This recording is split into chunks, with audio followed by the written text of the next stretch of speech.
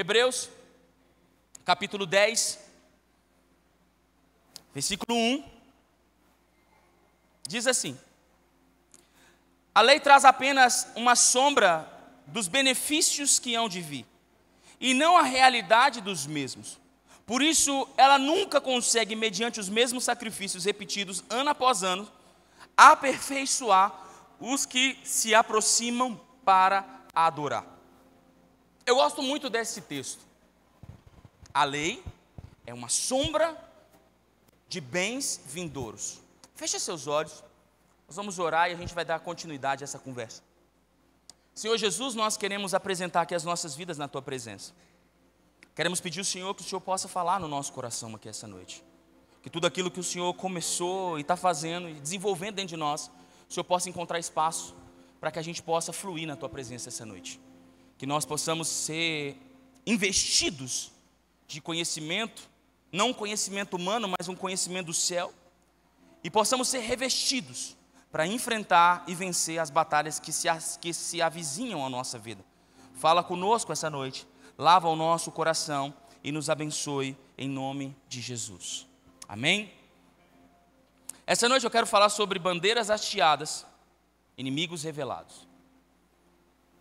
Esse texto de Hebreus, eu gosto de usar ele todas as vezes que eu vou voltar para o Velho Testamento. E nós vamos ler um texto do Velho Testamento agora, está em Josué capítulo 3, do verso 1.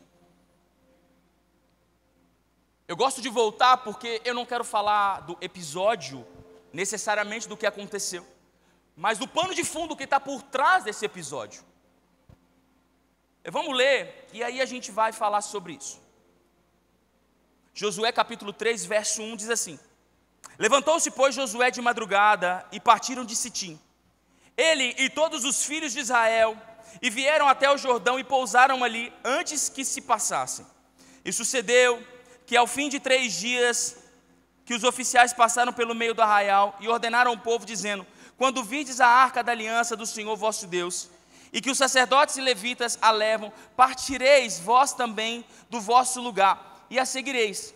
Haja contudo uma distância de 2.000 côvados, e não chegareis a ela, para que saibais o caminho pelo qual haveis de ir, porquanto este caminho nunca passastes antes. Disse Josué também ao povo: santificai-vos, porque amanhã fará o Senhor maravilhas no meio de vós. E falou aos sacerdotes, dizendo: levantai a arca do Senhor, e passai adiante deste povo. E levantaram, pois, a arca da aliança, e foram andando adiante do povo.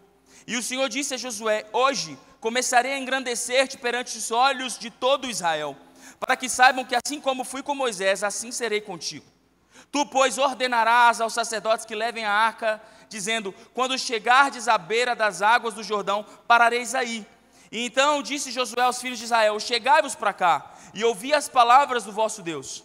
Disse mais Josué: nisto conhecereis os que Deus está vivo e está no meio de vós, e que certamente lançará diante de vós os cananeus, os heteus, os heveus, os perizeus, os girgazeus, os amorreus e os jebuseus. E que a arca da aliança do Senhor e de toda a terra passa o Jordão diante de vós. Tomai, pois, agora 12 homens das tribos de Israel, de cada tribo um homem, porque há de acontecer que assim que as plantas dos pés dos sacerdotes que levam a arca do Senhor, o Senhor de toda a terra, repousem nas águas do Jordão, se separarão as águas do Jordão, e as águas que vêm de cima pararão amontoadas. Até aí.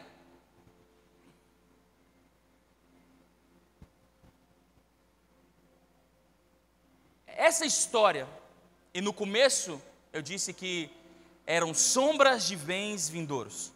Então essa história é uma história que aponta para um lugar, aponta para uma direção. Não é à toa que Deus usa um homem chamado Josué, que tem a mesma, no hebraico original, a mesma raiz do nome Jesus. Josué é Yoshua, Jesus é Yeshua, praticamente o mesmo nome. O propósito pelo qual Josué está inserido nessa história, e esse é o pano de fundo. Israel passa 400 anos escravo do Egito. Deus liberta através de Moisés o povo da escravidão. Passa-se 40 anos no deserto por causa da desobediência deles.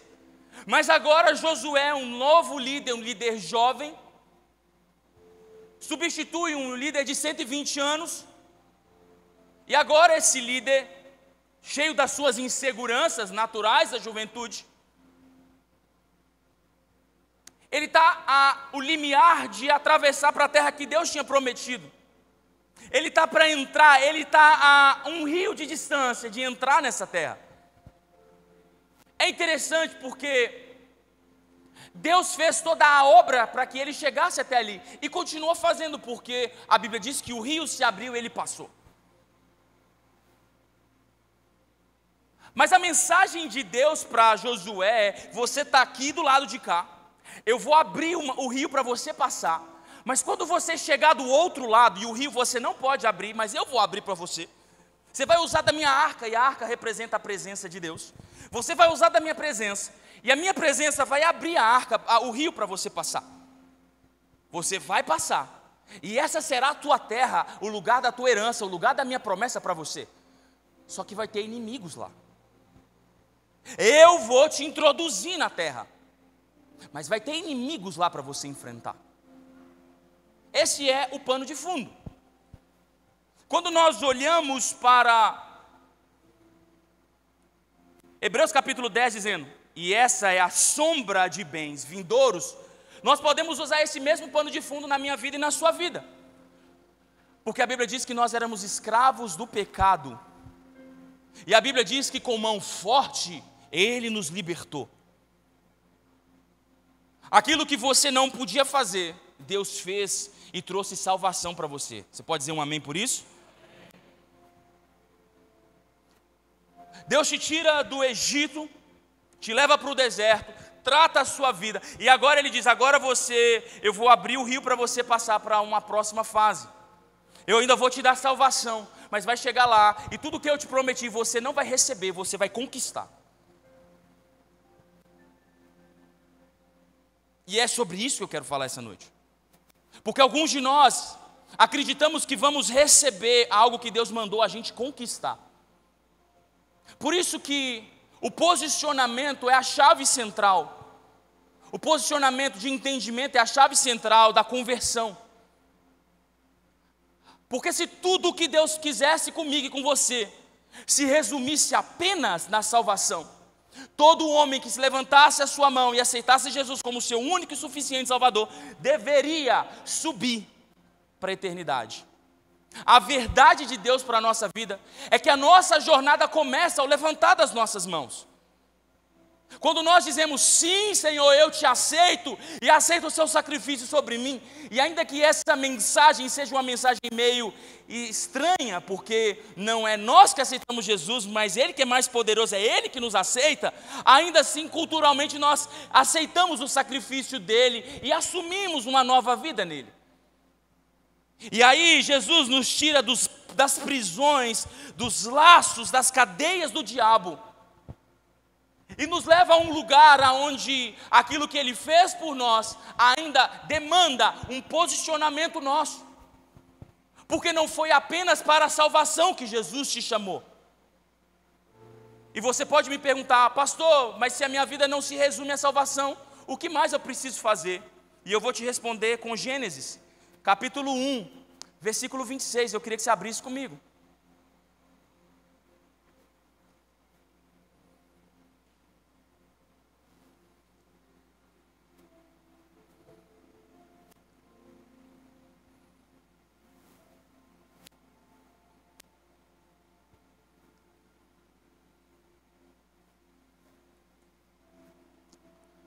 Também disse Deus: façamos o homem à nossa imagem e conforme a nossa semelhança. Tenha ele domínio sobre os peixes do mar, sobre as aves dos céus, sobre os animais domésticos, sobre a terra e sobre todo réptil que se rasteja pela terra. Criou, pois, Deus o homem à sua imagem, a imagem de Deus o criou, homem e mulher os criou. Façamos o homem a nossa imagem conforme a nossa semelhança. para que o homem governe sobre as aves dos céus, sobre os peixes do mar, sobre os animais terrestres, sobre a terra e sobre o réptil que se arrasta pela terra.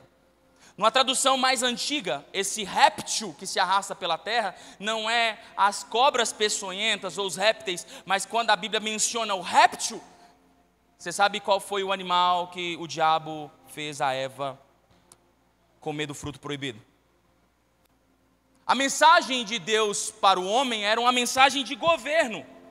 Era uma mensagem do homem que ele era um representante de Deus aqui na terra.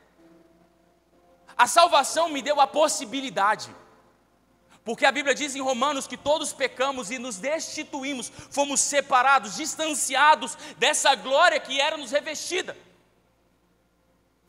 Éramos tão revestidos de glória que a Bíblia diz que o homem não conhecia a sua nudez até que pecou. Quando pecou, o homem viu que estava nu. O que revestia o homem até então? Glória de Deus.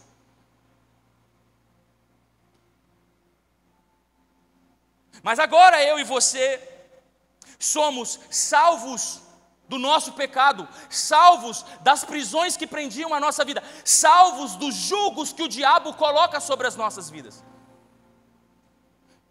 E talvez você está aqui hoje dizendo, mas eu já sou salvo, remido e lavado pelo sangue de Jesus, e isso é suficiente. Eu te pergunto, as misérias que te acompanham, as misérias que acompanharam a sua família, foram todas liberadas da sua vida então? Seu casamento, você foi salvo, seu casamento também foi salvo. Você vive uma vida plena. Suas finanças, você vive uma vida plena. Nos seus relacionamentos, como é que anda seus relacionamentos? E sua vida íntima, como é que continua? Porque as pessoas pensam que depois que houve salvação, tudo se resolve sozinho. Mas a salvação é simplesmente uma bandeira hasteada. A salvação é alguém que passa por uma porta. Eu não estou me diminuindo essa porta, pelo contrário, se você não passou por essa porta, eu quero te dizer que a melhor decisão da sua vida é passar por essa porta aqui hoje, em nome de Jesus. Sua vida nunca mais vai ser a mesma. Nunca mais. A vida de alguém que passa por essa porta, Jesus disse em João capítulo 10, eu sou a porta. Quem passar por mim vai encontrar pastagem. Nunca mais, se você passar por essa porta, nunca mais sua vida vai ser a mesma. Mas eu quero te dizer aqui hoje, que passar por essa porta é o primeiro degrau para aquilo que Deus quer fazer na sua vida. Sabe aonde Deus quer te levar? Deus quer te levar a governar os ambientes, as geografias espirituais que você está inserido.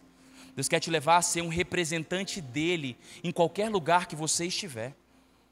Deus quer fazer você entender, e a Bíblia diz que nós temos a mente de Cristo. Você recebe isso em nome de Jesus?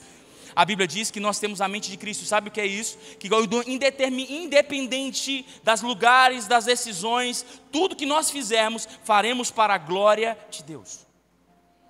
E porém, nós acreditamos, e talvez isso foi pregado para a gente, que quanto mais nós viéssemos na igreja, quanto mais ficássemos sentados aqui ouvindo, e eu não estou menosprezando isso também, porque a Bíblia diz que a fé vem pelo ouvir, e ouvir a palavra de Deus. Mas quanto mais nós ouvíssemos, mais a nossa vida seria transformada, e eu quero dizer que não é isso. Ouvir vai gerar no seu coração uma decisão de se posicionar. Ouvir vai gerar em você uma inconformidade com a sua realidade. E vai te levar a uma decisão de se posicionar, levantar a sua bandeira. Deixa eu te explicar uma coisa. Por 430 anos, Israel foi escravo do Egito. 430. Por mais 40 anos, eles caminharam no deserto. 470 anos. Quase meio milênio. A terra que eles deixaram foi ocupada por inimigos. Inimigos não, povos. Porque a Bíblia não chama esse povo de inimigo. A Bíblia chama essas pessoas de povos que habitavam a terra. Sabe quando eles se tornaram inimigos? Quando o povo de Israel se posicionou como nação. Quando eles disseram, não, nós somos um povo. E sabe quando isso aconteceu?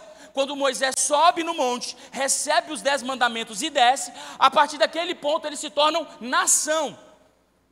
Porque até então eles eram chamados de povo. Mas agora, com a regra, com a lei, com a Constituição na mão, agora eles são chamados de nação. E porque eles se posicionaram como nação, aqueles que ocupavam a terra se tornam inimigos. Fala para quem está do seu lado, nem todo inimigo que você enfrenta é porque você procurou.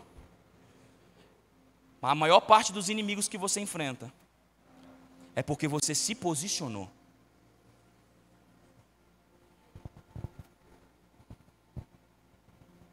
Existem inimigos que se levantam contra nós porque nós demos a legalidade para eles.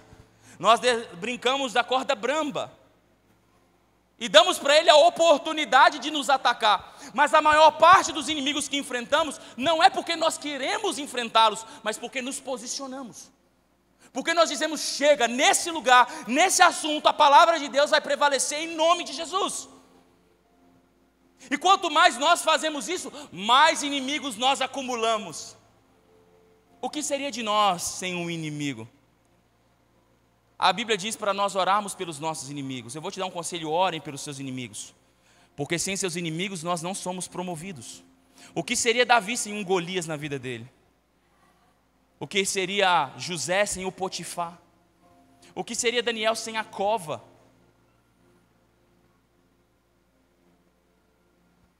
É os inimigos que nos promovem. Mas nem sempre nós sabemos quais inimigos enfrentar. Essa noite eu quero trazer luz no seu coração através do Espírito Santo, em nome de Jesus. Porque não é você que vai procurar briga, é eles que vão procurar briga contra você. Porque é isso que a Bíblia diz, por um caminho ele vem, mas por 7 caminhos ele fugirá de você, em nome de Jesus. Você recebe isso? Então os nossos inimigos, eles se levantam e eles ocupam espaço na nossa vida, porque nós ainda não entendemos o poder que nós carregamos e a autoridade e a missão que carregamos. Nós não entendemos o chamado, nós não entendemos a missão e nós não entendemos o porquê estamos ali. Israel era só um povo, mas agora eles se tornam nação e agora eles querem tomar posse da terra que eles era prometida. Deus disse, a terra é de vocês, só que tem gente no lugar, vocês vão ter que entrar e vão ter que vencer. Vocês vão ter que entrar e vão ter que vencer. Lembra daquela música, não morrerei até a promessa não se cumprir? Não é muito assim não. Para você conquistar suas promessas, tudo que Deus prometeu para você, vai ter batalhas e posicionamentos na sua parte.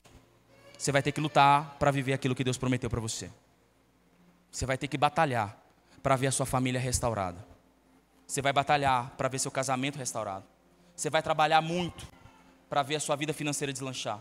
Você vai trabalhar muito para ver o seu ministério romper. Você vai trabalhar muito para ver as coisas acontecendo na sua vida.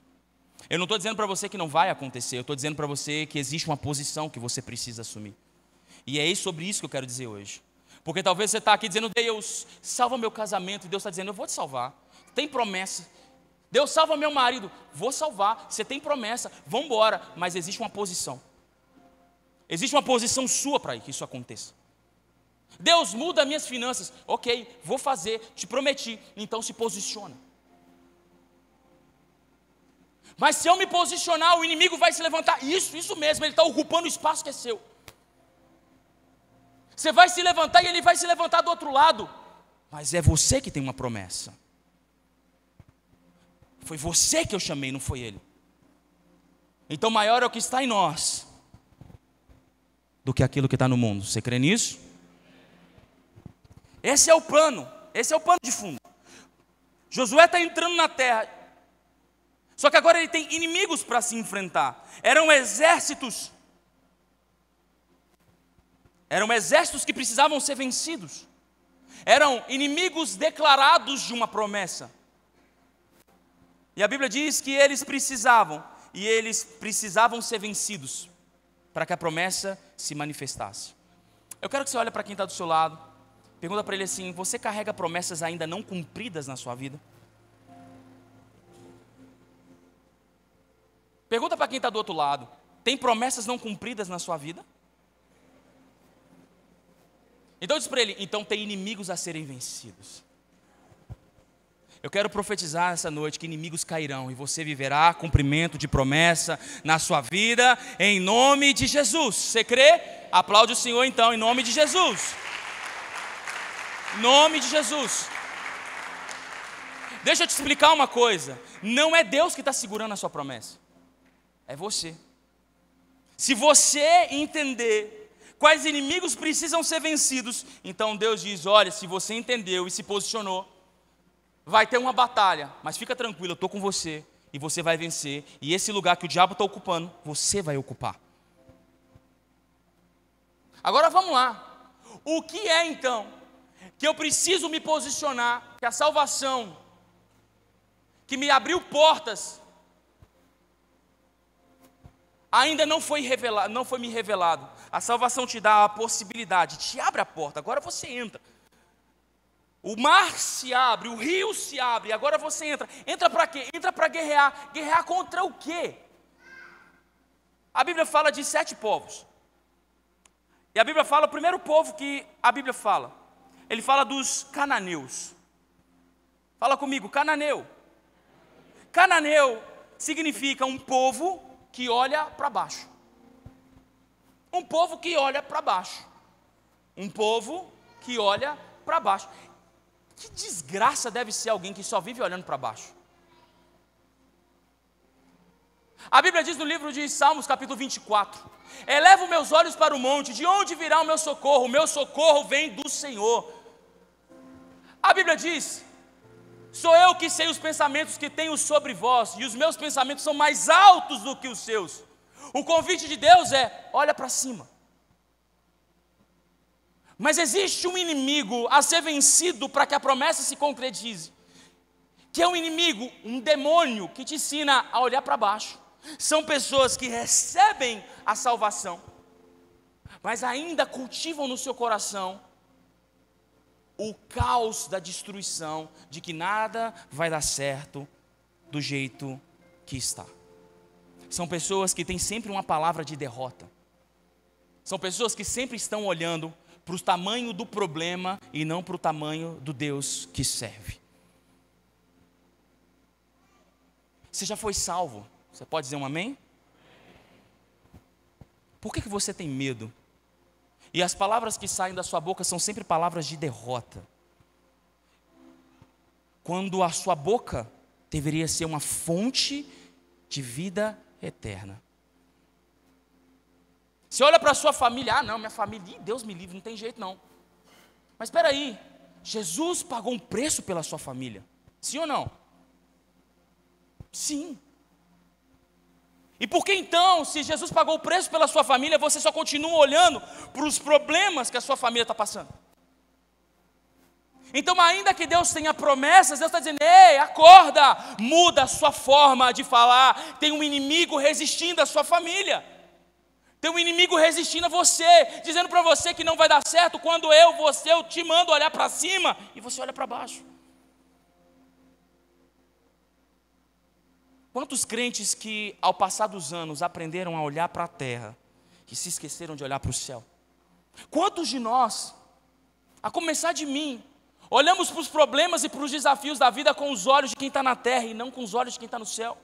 Mais uma vez eu lembro: eleva os meus olhos para o monte, de onde virá o meu socorro?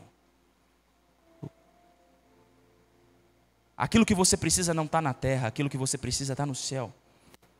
E a salvação que você recebeu te dá acesso ao céu. A Bíblia diz que por um novo e vivo caminho, Jesus morreu na cruz por você. Então agora já não é tempo de você olhar para baixo, é tempo de você olhar para cima.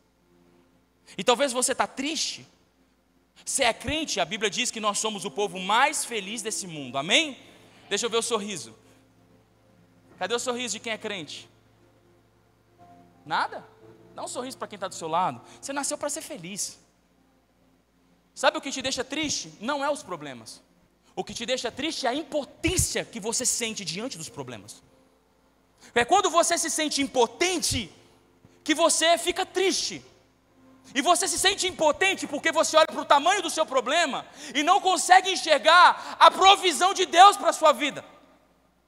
Mas quando você enxerga a provisão de Deus, quando Deus age na sua vida, aí você fica feliz. Uau, o Senhor é maravilhoso. E quem disse que Jesus não é o tempo inteiro?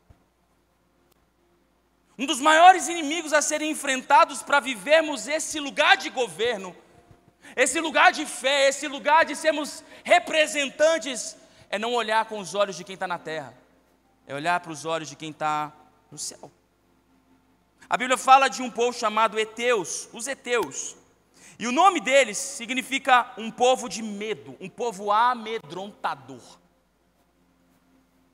E vamos falar a verdade, Deus te prometeu coisas. Se você não se lembra de nenhum, a Bíblia fala de 1195 promessas. Tem 1195 promessas disponíveis, fora as promessas personalizadas de Deus para você. Fora isso, tem 1195 na Bíblia. Só que quando nós contamos com ela, existem promessas em nós que nos assegura. Grava isso que eu vou dizer. Existem promessas na Bíblia que nos asseguram, que nos mantém no momento da tristeza, quando tudo está caindo, e sempre vai cair alguma coisa, porque a Bíblia diz que no mundo tereis aflições, mas quando as coisas estão caindo, nós começamos a declarar: o Senhor é meu pastor, e nada. São promessas que nos asseguram, que nos estabilizam, são promessas que nos momentos difíceis a gente fica firme ali naquela promessa, mas existem promessas que nos impulsionam. Existem promessas que quando você lê na Bíblia, Deus está dizendo: eu vou fazer isso com você. E vamos falar a verdade, nós não temos promessas, nós não temos dificuldade com as promessas que nos estabilizam. A nossa dificuldade são com promessas que nos impulsionam. A gente fica com medo, mas e se não acontecer? E se não se cumprir? E se não der certo? E se eu for e a coisa não acontecer como eu esperava? Pessoas que não têm a iniciativa, e não é porque Deus não está com você. Eu quero dizer para você, se Deus te chamou, Ele está com você em nome de Jesus. Mas você não consegue percebê-lo, porque o medo tira a sensibilidade da presença de Deus na sua vida. Alguém que está com medo. Lucas capítulo 24 fala de 2 discípulos que estavam ao caminho de Emaús. Jesus, presta atenção, Jesus ressuscitado aparece do lado deles. Só que eles estavam com tanto medo de Roma, que eles não perceberam que o próprio Jesus estava caminhando com eles. Homens que sentem medo não conseguem ouvir o Espírito Santo. E a Bíblia diz que o medo é um espírito. O medo é um espírito. E nós precisamos nos posicionarmos quanto a isso. Dizer: Deus, eu sinto medo, mas eu não quero sentir medo. Eu sinto medo, mas em detrimento ao meu sentimento, eu vou dar o passo que o Senhor mandou eu dar. Eu não estou vendo, e a Bíblia diz que fé é o firme fundamento das coisas que não se veem, e a convicção de fatos que se esperam. Trocando por miúdos, fé é Deus mandar você botar o pé sem você ver o chão, mas quando você coloca o pé, Ele coloca o chão. Muitos de nós ainda não entendemos isso e por isso estamos paralisados, presos em promessas não cumpridas. Eu quero profetizar sobre você aqui, em nome de Jesus, que 2025, o estoque de promessa vencida vai zerar na sua vida, em nome de Jesus. Amém? A Bíblia fala sobre heveus. Heveus significa um povo sem muros, um povo sem proteção. Um povo sem proteção. Homens e mulheres que estão desguarnecidos aos ataques do maligno. Desguarnecidos. Às vezes a gente acha que o ataque do maligno é uma doença, é uma tentação. Mas a Bíblia fala sobre uma palavra de Jesus dizendo que seja o seu sim, sim, e o seu não, e o que passar disso é domar. Estou sendo pedagógico hoje, mas vamos lá. Não queria ser não. Jesus disse que o seu sim seja sim e o seu não seja não, e o que passar disso é do maligno. Jesus não era redundante dizendo seja sim, sim. O que Jesus estava deixando claro é que existe uma coerência, que precisa haver uma coerência entre o que está do lado de dentro para o que é verbalizado do lado de fora. Existe muita gente que bate nas suas costas e te promete coisas, talvez você é assim. Bate nas costas das pessoas e dizem, pode ficar tranquilo que eu vou fazer. Mas não cumprem a sua palavra. Conhecem gente assim?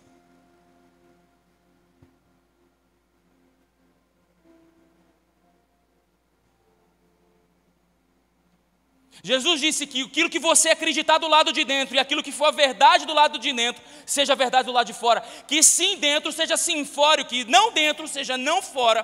Porque o dia que você disser não para dentro e dizer sim para agradar as pessoas, isso é do maligno, você não está ajudando.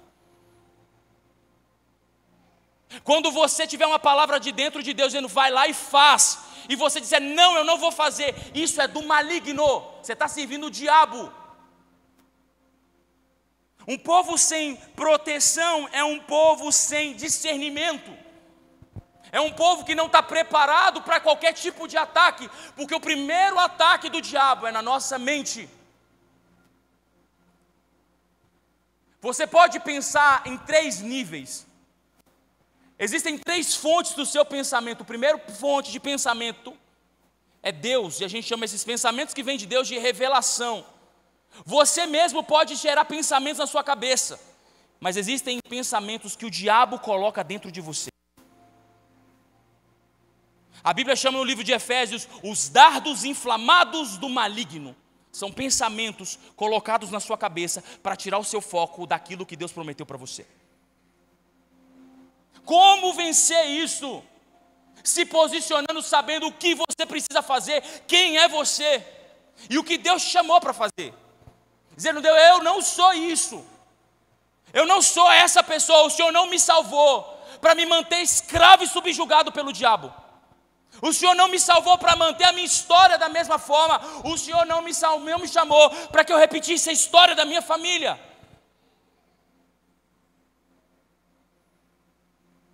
E muitos de nós estamos sem muros, sem proteção, porque nós estamos aceitando as palavras que o diabo está falando a nosso respeito.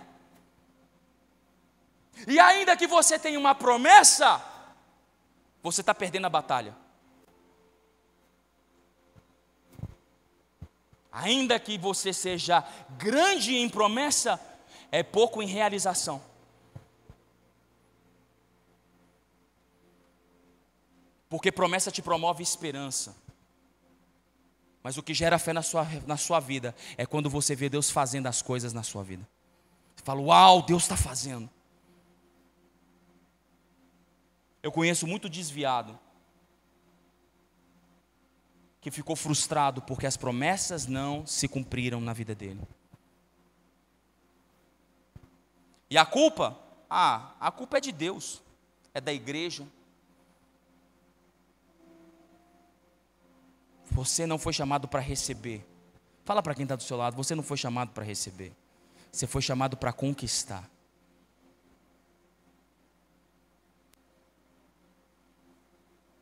A Bíblia fala de um povo chamado ferezeu.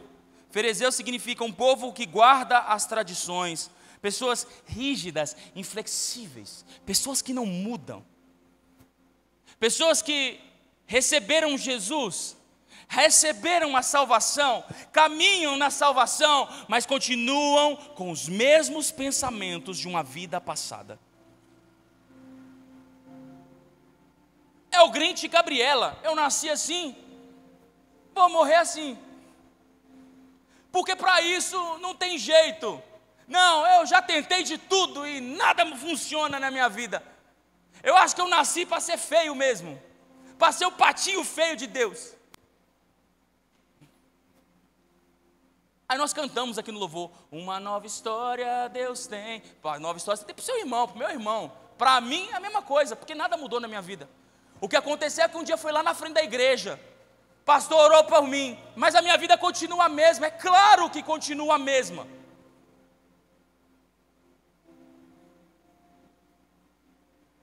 É claro que tem que continuar a mesma, porque aquilo que era o penhor da sua crença era você e o conhecimento passado de geração em geração. Agora a Bíblia diz que o seu processo deveria ser conhecer a boa, agradável e perfeita vontade de Deus. A fonte da sua crença não deveria ser a sua história, as suas experiências, mas a sua relação com o Espírito Santo que você recebeu o dia que você levantou a sua mão. Falou: Senhor, agora me ensina a ser como o Senhor quer que eu seja. A Bíblia diz que não viva mais eu, Cristo vive em mim. Então me ensina, Jesus, a viver do jeito que o Senhor quer que eu viva. Como que o Senhor quer que eu trate a minha esposa? Como que o Senhor quer que eu trate meus negócios? Como que o Senhor quer que eu trate a tua igreja? Como que o Senhor quer que eu trate as pessoas? Como que o Senhor quer que eu lide com os meus funcionários? Como que o Senhor quer que eu lide com meus colegas de trabalho? Como que o Senhor quer que eu lide com o meu dinheiro? São perguntas que nós não fazemos. São perguntas que nós vamos empurrando com a barriga, achando que nós sabemos. E a Bíblia diz: os meus pensamentos são maiores do que os seus pensamentos. Os meus caminhos são maiores do que os seus caminhos.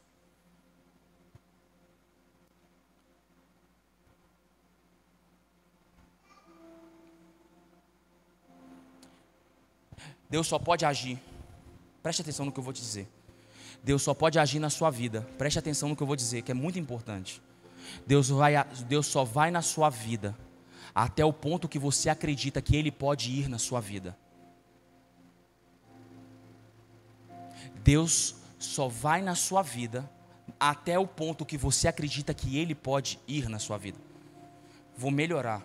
Se você acredita que Deus pode mudar o seu casamento, Ele vai entrar no seu casamento. Mas se você acha que Ele não pode entrar no seu casamento porque seu marido ou sua esposa não tem jeito, Ele não vai entrar no seu casamento. Jesus quer entrar nas suas finanças, mas você não acha que você é alguém merecedor de receber a prosperidade de Deus na sua vida? Porque você é filho de pobre, eu também sou filho de pobre. Aí a gente veio, meu avô era pobre, meu pai era pobre, eu sou pobre, meu filho vai ser pobre porque a gente veio de uma geração de pobre. E Deus diz: cara, vocês vão comer, a promessa é: nós vamos comer o melhor dessa terra. Você crê nisso? Você pode crer, porque eu estou dizendo, mas você pode crer porque a sua palavra e o seu empenho e a sua mente vai sendo transformada, dizendo: Deus, eu não mereço, mas a tua graça foi derramada sobre mim, então eu quero tomar posse disso na minha vida. Só que a palavra de Deus pode estar dizendo uma coisa, mas eu estou rígido, acreditando naquilo que me foi confiado pelas gerações passadas. O processo de conversão na minha vida é exatamente abrir mão de coisas passadas e assumir coisas bíblicas. E talvez você está lutando uma guerra que você não pode vencer sem a presença de Jesus, sem a verdade de Jesus na sua vida. E talvez seja isso, que talvez você esteja perdendo o campo, porque você ainda está lutando com crenças que não deveriam estar nem dentro de você. Está entendendo o que eu estou dizendo? Amém? Vocês estão calados, vocês estão tímidos hoje, vocês estão calados. Amém? Deus quer zerar o estoque de promessa não cumprida. Deus quer ver posições, porque inimigos estão sendo levantados. Mas para cada inimigo revelado, cada posição que você tomar, um inimigo vai ser levantado. Mas eles vão cair por terra em nome de Jesus. A Bíblia fala dos girgazeus. Um povo, significa um povo que habita em terreno argiloso. Um povo que habita em terreno argiloso. Pessoas que, o que dá a entender deles, são um povo que não se posiciona para nada. Pergunta para o seu irmão assim: você conhece alguém que dá desculpa para tudo? Para tudo tem uma desculpa. Para tudo tem uma desculpa. Não se compromete com nada. Sua prosperidade habita no seu comprometimento, meu irmão. Em qualquer área da sua vida. Quer prosperar espiritualmente? Se compromete em orar e ler a Bíblia todo dia, que você vai ver o que acontece na sua vida. Quer prosperar no seu casamento? Se compromete com a sua esposa como você nunca se comprometeu antes. Se compromete com o seu marido como você nunca se comprometeu antes, que você vai ver sua casa ser um lugar de paz. Quer prosperar no seu trabalho? Decida trabalhar como você nunca trabalhou antes. Se comprometa com isso, que você vai ver Deus abrindo portas na sua vida. Sua prosperidade habita no seu comprometimento. Mas existem pessoas que não se comprometem com...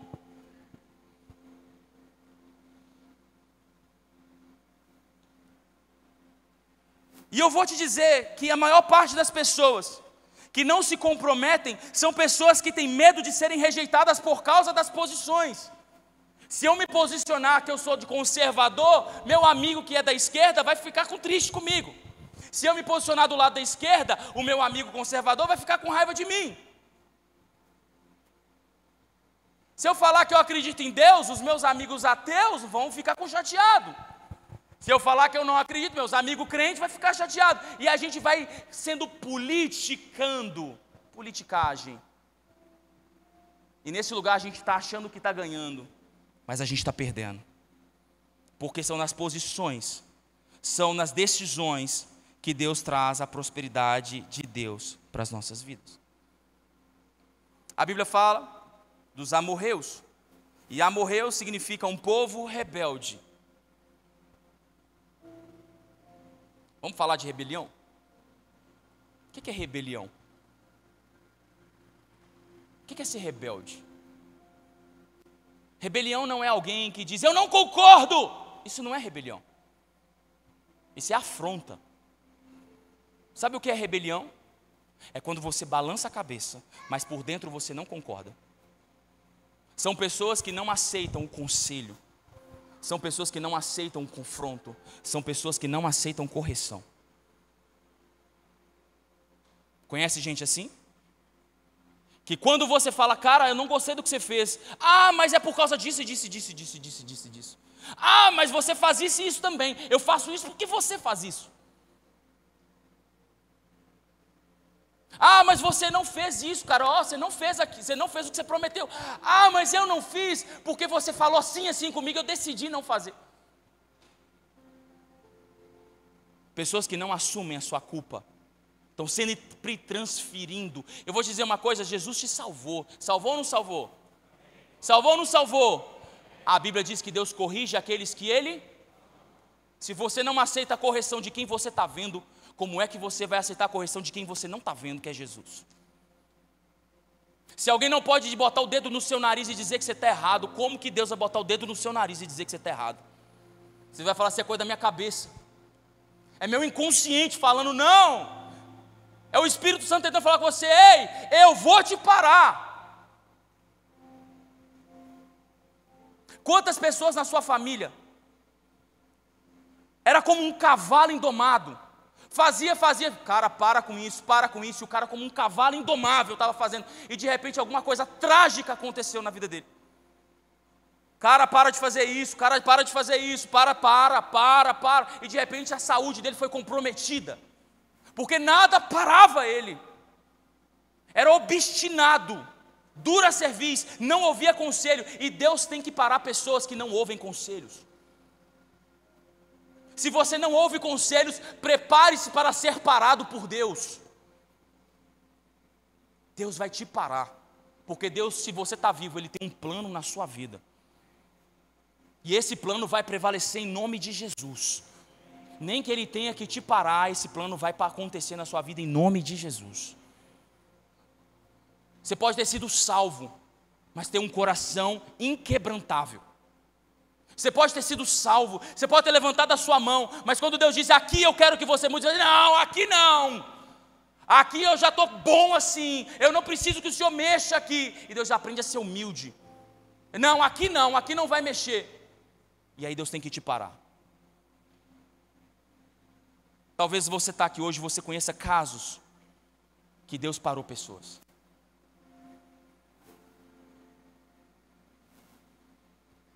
Deus te salvou, abriu o mar para você passar, mas do outro lado tem inimigos para serem enfrentados, para que haja conquista. A Bíblia fala de um último povo, eu prometo que estou acabando. significa chamados jebuseus. Jebuseus significa um povo de uma terra pisada. Terra pisada. Dá uma olhada para o irmão que está do seu lado, dá um sorrisão para ele. Pergunta para ele, você já se sentiu pisado por alguém? Alguém já te pisou? Pisou no seu calo e doeu? Você gosta que alguém pise no seu calo? Como que você lida com quem pisa no seu calo?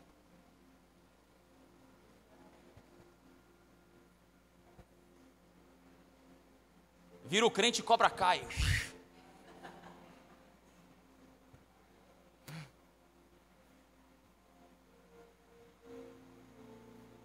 Jesus disse, se alguém bater no seu rosto,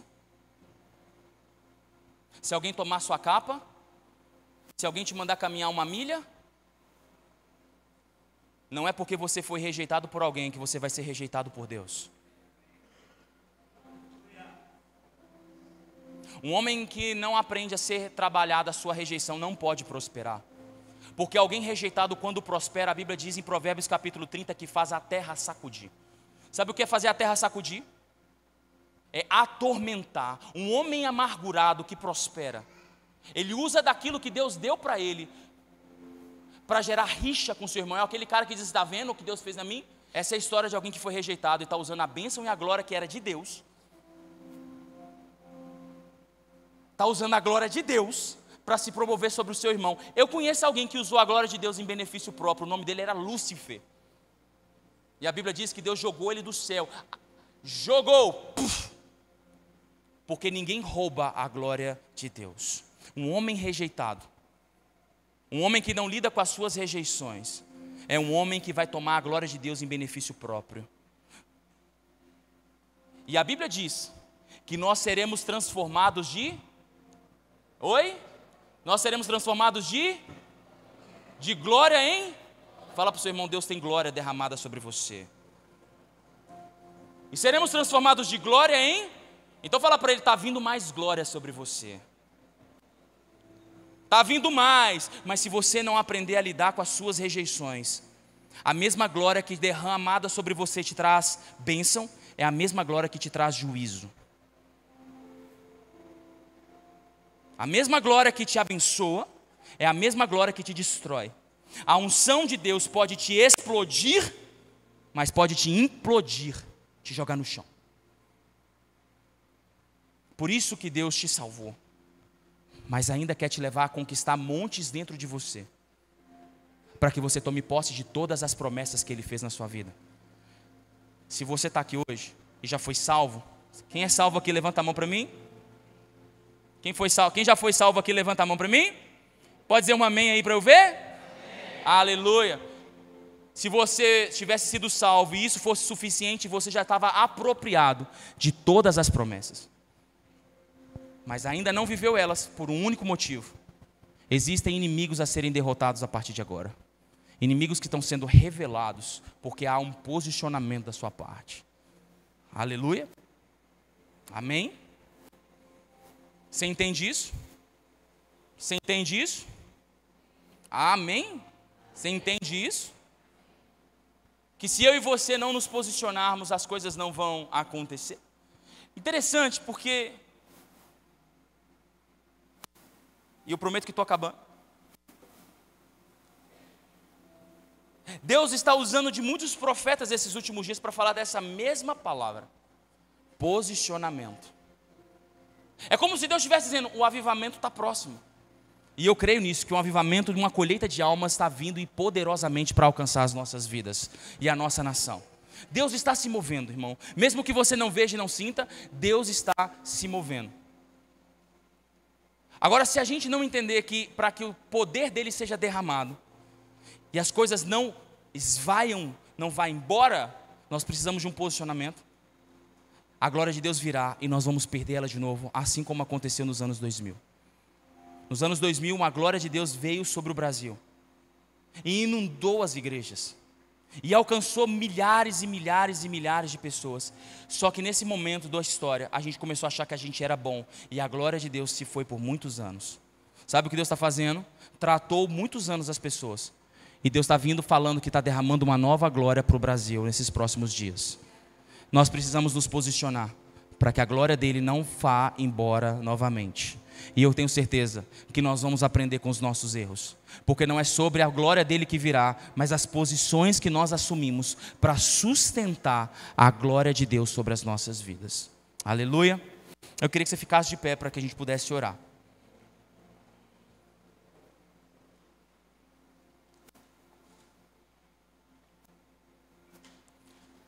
A pergunta que eu tenho para você aqui hoje, para que a gente possa orar,